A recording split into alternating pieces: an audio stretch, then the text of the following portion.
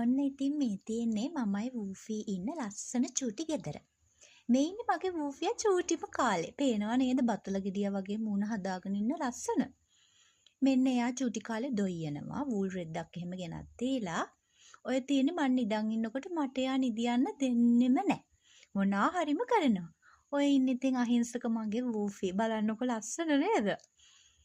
ඔය තියෙන්නේ වූල් රෙද්දක් ගෙනත් දුන්න දවස පළවෙනි දවස.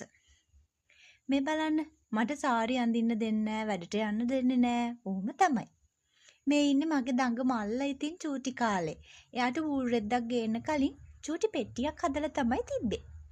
එයා ඒ පෙට්ටිය ඇතුලේ හිටිය විදිහ. මේ ඉතින් මම පොත් වැඩ කරද්දී මේ ඉන්නේ එයා හරි බයයි එළියට යන්න ඉස්සර. ඒ බලාගෙන ඉන්නවා එළිය දිහා. මෙන්න හොඳට බණ්ඩි ගෙඩිය පුරවගෙන හොඳට දොයි. ඔය ඉන්නෙත් මාත් එක්ක එයා නිදිබිම. ඊට පස්සේ ඔන්න මට තියෙනවා ඉන්න දෙන්නෙම නෑ. ඇඳට නැගලා මං එක්ක නටනවා හොඳට සෙල්ලම් කරනවා. මේ ඉන්නේ මගේ බව්වා සැපට නිදි නෙට් එකක් දාලා. මේ ඉන්නෙත් එයා තමයි. වුල් රෙද්දේ දොයි. ඊට පස්සේ තියෙන ෆොටෝ එකේ ඉන්නේ එයා දොයිලා හැරිලා ඔන්න බවව හොයාගෙන එනවා.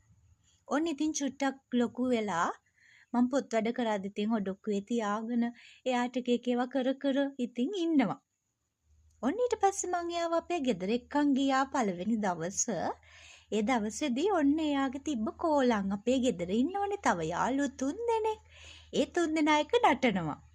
මේ ඉන්නේ හරි ලස්සනට බලාගෙන ඉන්නවා එළිය දිහා. ඒ වෙලේ ගත්ත ෆොටෝ එකක්. මේ තියෙන්නේ මං යුනිවර්සිටි එකේ වැඩ කරද්දි මේ හොර ගෙඩිය මගේ ඇඳේ. බලන්නකො අත කියුටස් ගාලා හැම මම ලස්සන බෝ එකක් දැම්මා යාට. මේ ඉන්නේ මං ක්ලාස් කරනකොට මම ළඟටම වෙලා ඉන්නවා. දැනටත් එහෙමයි. මේ මගේ කිරියම්මයි අප්පච්චි ඉන්න ලස්සන ගෙදර යව මං දවසක් එක් කරගෙන ගියා. ඒ වෙලාවේදී අපි ෆොටෝ ෂූට් එකක් තිබ්බා වූෆිගේ. ඒ ලස්සන ෆොටෝ ටික තමයි මේ තියෙන්නේ. මං කැමතිම තැන තමයි මගේ අප්පච්චි කිරියම්මයි ඉන්න ගෙදර. ඉතින් එයාවත් එක් කරගෙන ගියා. මේත් මම පන්ති කරන වෙලාවක එයා මල් ළඟට වෙලා මගේ මේස උඩ ඉන්නේ. මේ කිරියම්මලා ගෙදර ලොකු කල්පනාවක මම ෆොටෝ එකක් ගැව්වා හොරෙන්ම ගිහිල්ලා. මේත් ඉන්නේ මගේ අහිංසක ලස්සන හුරතල් වූෆි.